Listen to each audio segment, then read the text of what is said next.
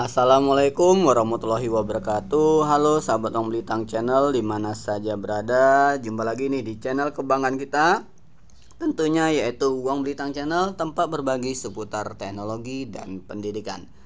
Bagaimana kabar rekan-rekan hari ini? Semoga kita semua dalam keadaan sehat walafiat, amin ya robbal alamin, dan bisa terus berbagi dan berbagi. Sahabat Wong Belitang Channel dimana saja berada, di sini ada beberapa rekan yang mengusulkan sharing lagi mengenai soal-soal persiapan pretest, karena sebentar lagi ada beberapa rekan yang menghadapi ujian pretest PPG. Kita doakan semoga diberi kemudahan, kelancaran, dan dinyatakan lulus dan lanjut ke PPG-nya. Oke, dikarenakan itu kami mencoba mencari referensi yang beda dengan soal yang sudah pernah kami sharing. Lihat aja rekan-rekan di playlist PPG, di situ sudah ada 3 kalau nggak salah video tentang persiapan soal-soal untuk menghadapi pretest PPG. Nah, ini soal ini kami buat anggap aja seperti tryoutnya kan. Jadi kami baca soal terlebih dahulu, kemudian kami baca pilihan ganda, nanti kita beri waktu, dan kemudian nanti akan kita beritahu jawabannya apa dan beserta alasannya kenapa jawabannya A, B, C atau D nya.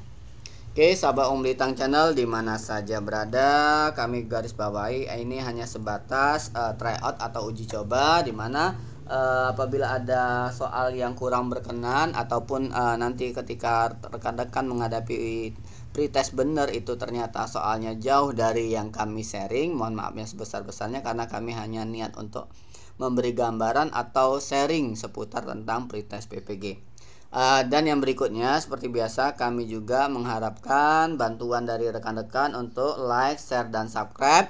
Karena dengan bantuan like, share, dan subscribe dari rekan-rekan semua, kami tambah semangat dan terus semangat lagi dalam mengembangkan atau memajukan channel kita, agar channel kita ini yaitu Wong Belitang Channel dapat bermanfaat lebih luas lagi kepada seluruh rekan-rekan guru di seluruh Nusantara.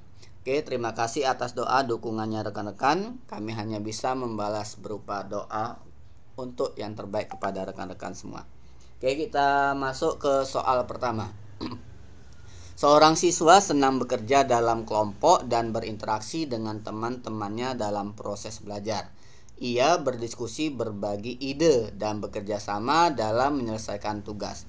Gaya belajar siswa tersebut dapat dikategorikan sebagai gaya A. Interpersonal, B. Kinestetik, C. Auditory, D. Pragmatis. Oke, monggo dipersilakan rekan-rekan. Untuk nomor soal 1 itu apa jawabannya? A, B, C, atau D?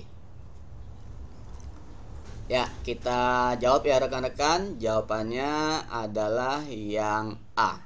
Oke, kita warnai dulu yang A, yaitu interpersonal. Sebentar, kita warnai dulu. Kenapa jawabannya yang A? Oke, kita lihat gaya belajar siswa itu bisa dikategorikan sebagai gaya interpersonal dengan catatan bahwa ia senang bekerja dalam kelompok dan berinteraksi dengan teman-temannya. Dan siswa yang gaya belajarnya dengan menggunakan gaya belajar interpersonal itu cenderung belajar dan memahami informasi melalui interaksi sosial. Jadi melalui interaksi sosial, diskusi, dan juga kolaborasi dengan orang lain atau dengan temannya. Jadi kenapa jawabannya interpersonal? Karena interpersonal itu biasanya peserta didik itu cenderung belajar dan memahami informasi melalui interaksi sosial, diskusi, dan juga kolaborasi, sehingga soalnya tadi senang bekerja dalam kelompok dan berinteraksi dengan teman-temannya dalam proses belajar. Maka jawabannya yaitu yang A, yaitu gaya belajarnya interpersonal karena dia senang berinteraksi dengan teman-temannya. Oke, untuk yang nomor soal 2. Seorang siswa memiliki kecenderungan untuk belajar melalui pengalaman nyata dan praktek langsung. Ia suka melakukan percobaan, menjelajahi, dan mencoba sendiri konsep yang dipelajarinya. Gaya belajar siswa tersebut dapat dikategorikan sebagai gaya A. Kinestetik, B. Visual, C. Auditory, D. Pragmatis. Nah, ini untuk kurikulum Merdeka ini agak pernah mendengar ya, kinestetik, visual, dan auditory. Oke, jawabannya apa rekan-rekan? A, B, C, atau D. Monggo dipersilakan. Praktek langsung kata kuncinya itu sama pengalaman nyata. Oke, jawabannya yaitu yang betul sekali, yaitu nomor 2 yang A, yaitu kinestetik. Kita warnai. Kenapa jawabannya kinestetik? Jadi ini yang sepengetahuan kami, gaya belajar yang dikategorikan sebagai gaya kinestetik karena ia itu suka belajar pengalaman nyata dan praktek langsung, di mana peserta didik dengan gaya belajar kinestetik itu cenderung belajar dan memahami materi dengan melakukan tindakan fisik, eksperimen, ataupun praktek langsung. Jadi kita ulang lagi, untuk peserta didik dengan gaya belajar kinestetik itu cenderung belajar dan memahami materi itu dengan melakukan tindakan fisik, eksperimen, maupun praktek secara langsung. Maka jawaban nomor soal A yaitu yang soal yang nomor 2 yaitu A, yaitu kinestetik. Oke, yang berikutnya nomor 3. Seorang siswa lebih suka memvisualisasikan informasi dalam bentuk diagram, grafik, ataupun peta konsep. Ia suka menggunakan gambar atau visualisasi untuk memahami dan mengingat konsep-konsep yang dipelajarinya. Gaya belajar siswa tersebut dapat dikategorikan sebagai gaya A. Visual, B. Pragmatis, C. Sistematis, D. Analitis. Oke, jawabannya soal nomor 3. Gimana rekan-rekan? Di situ ada kata kuncinya yaitu memvisualisasikan bentuk diagram, grafik, ataupun peta konsep. Ya, jawabannya yaitu yang betul sekali. Jawabannya yaitu yang A, yaitu visual. Oke, kita coba yuk bahas kenapa jawabannya A. Gaya belajar yang kategori gaya visual itu biasanya lebih memvisualisasikan dirinya, memvisualisasikan informasi dengan menggunakan seperti gambar, diagram, atau visualisasi lainnya.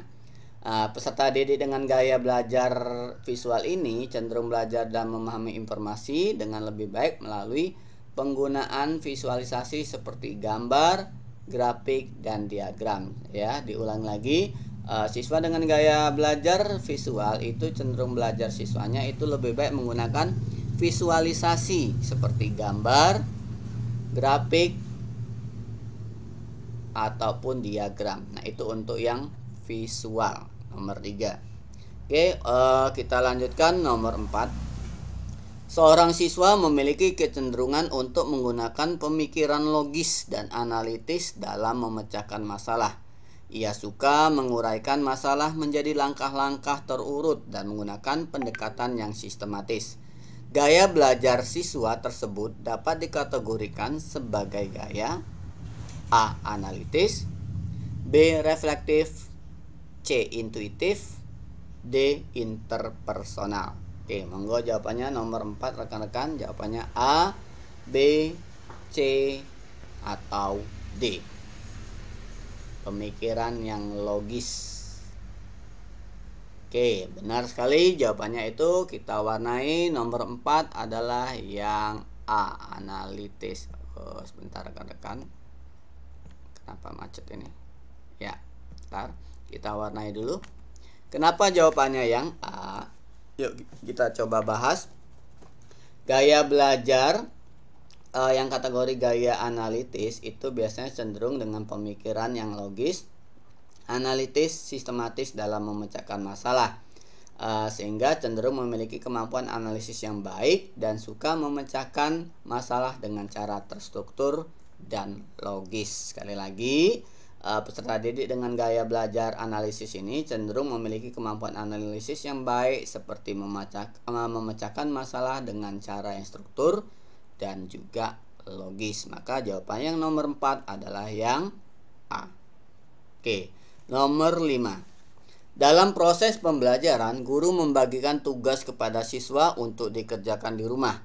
Salah seorang siswa menyelesaikan tugas tersebut dengan cermat dan detail, menganalisis setiap langkah dengan hati-hati. Gaya belajar siswa tersebut dapat dikategorikan sebagai gaya A. Analitis, B. Kreatif, C. Praktis, D. Visual. Oke, yang nomor 5, kira-kira apa rekan-rekan jawabannya? A, B, C, atau D? Monggo dipersilakan rekan-rekan. Oke, jawaban nomor 5 adalah yang betul, yang A, analitis. Oke, kita warnai dulu. Bentar, kita warnai dulu, macet ini, maaf. Oke. Itu jawabannya yang bentar. Allahu Akbar, ngapa macet ini? Ya. Bentar. Oke, jawabannya analitis. Kenapa? Kita coba bahas yuk. Untuk yang nomor 6 jawabannya yang nomor 5 jawabannya yaitu analitis. Kenapa? Karena gaya belajar siswa yang kategori dengan gaya analitis ini biasanya siswa tersebut mampu menganalisis setiap langkah dengan hati-hati dan menyelesaikan tugas dengan cermat dan detail. Dan siswa dengan gaya belajar seperti ini cenderung menggunakan pemikiran yang logis, sistematis, dan berfokus pada detail-detail yang kecil. Sekali lagi, peserta didik dengan gaya belajar ini cenderung menggunakan pemikiran yang logis, sistematis, dan berfokus pada detail-detail yang kecil. Oke, kami kira cukup untuk waktu sementara ini karena seperti biasa terbatasnya waktu untuk merekam. Kami ucapkan terima kasih yang sebesar-besarnya atas doa, support, dukungan dari rekan-rekan semua. Karena tanpa bantuan dari rekan-rekan kami tidak bisa kami tidak bersemangat untuk mengembangkan channel kami ini. Dan terima kasih atas doa, support, dukungannya ya rekan-rekan semua. Jangan lupa like, share, dan subscribe bagi rekan-rekan yang baru berkunjung. Dan kami juga sudah membuat playlist, nanti di deskripsi kami cantumkan playlist tersebut. Monggo dipersilakan disesuaikan dengan kebutuhan masing-masing rekan-rekan semua. Oke, sekali lagi terima kasih dan mohon maaf apabila ada kesalahan, kata, ucapan, dan sebagainya. Kami mohon maaf yang sebesar-besarnya. Kami akhiri. Wassalamualaikum warahmatullahi wabarakatuh.